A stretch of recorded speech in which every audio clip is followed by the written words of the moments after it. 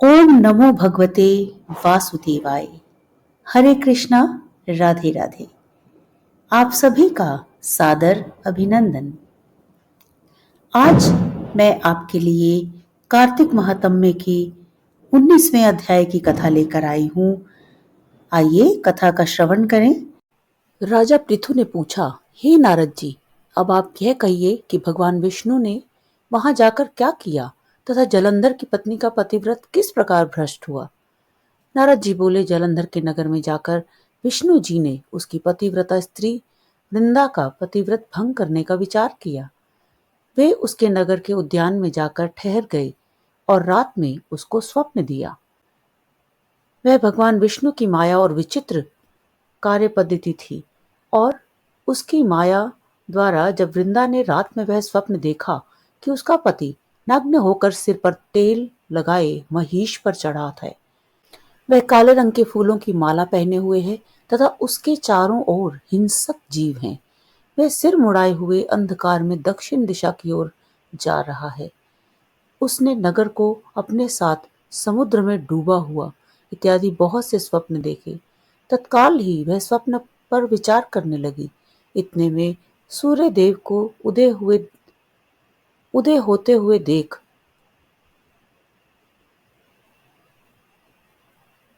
इतने में उसने सूर्य देव को उदय होते हुए देखा तो सूर्य में उसे एक छिद्र दिखाई दिया तथा वह कांतिहीन था।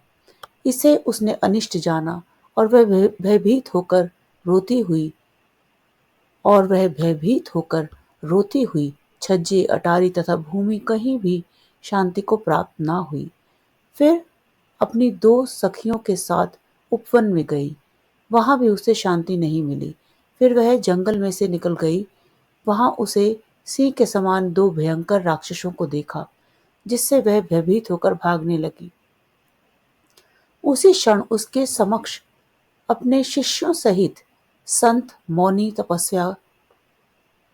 तपस्वी वहां आ गया। भयभीत वृंदा उसके गले में अपना हाथ डाले अपने रक्षा की याचना करने लगी। मुनि ने अपनी एक ही ओंकार से उन राक्षसों को भगा दिया।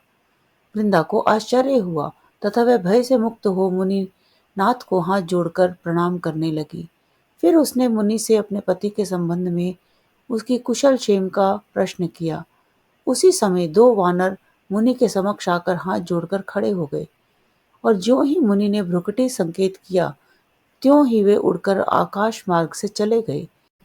फिर जालंधर का सिर और धड़ लिए मुनि के आगे आ गए।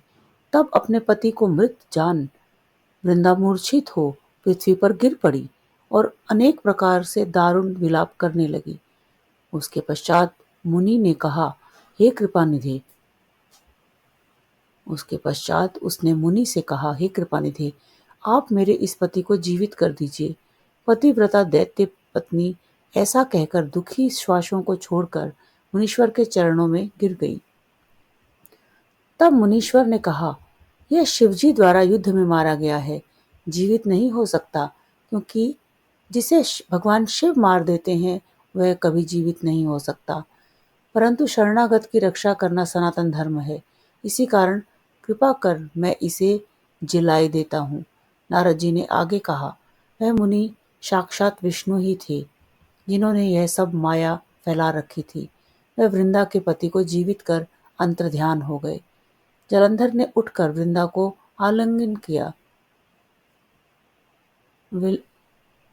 वृंदा को आलिंगन किया और मुख चूमा। वृंदा भी पति को जीवित हुआ देख अत्यंत हर्षित हुई और अब तक हुई वार्ता को और अब तक हुई बातों को स्वप्न समझा। तत्पश्चात वृंदा साकाम हो बहुत दिनों तक अपने पति के साथ विहार करती रही। एक बार सूरत और संभोग काल के अंत में उन्हें विष्णु को देखकर उन्हें ताड़ित करती हुई बोली, हे पराई स्त्री का गमन करने वाले विष्णु, तुम्हारे शील को धिक्कार है।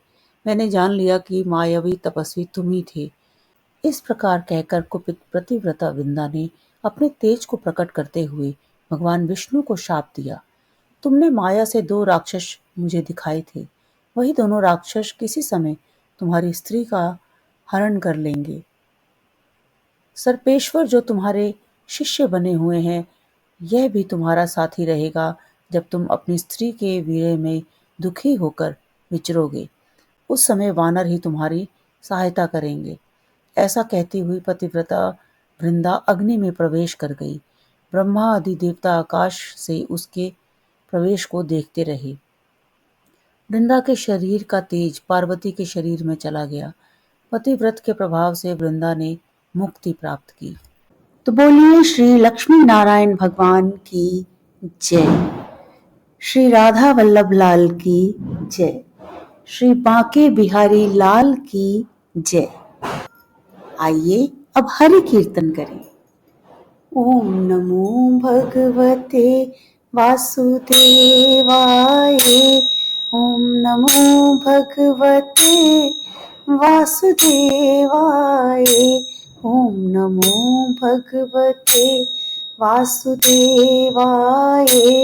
ओम नमो भगवते वासुदेवाय। ओम नमो भगवते वासुदेवाय।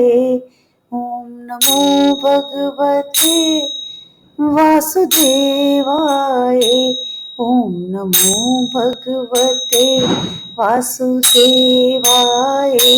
ओम नमो भगवते वासुदेवाय। ओम नमो भगवते वासुदेवाय। ओम नमो भगवते वासुदेवाय। यदि आपको यह वीडियो पसंद आई हो तो कृपया लाइक के आइकन को प्रेस करें।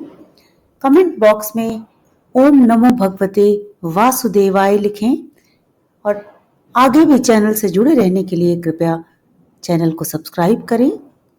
माँ लक्ष्मी और भगवान श्री हरि विष्णु की असीम कृपा आप सभी को प्राप्त हो। राधे राधे।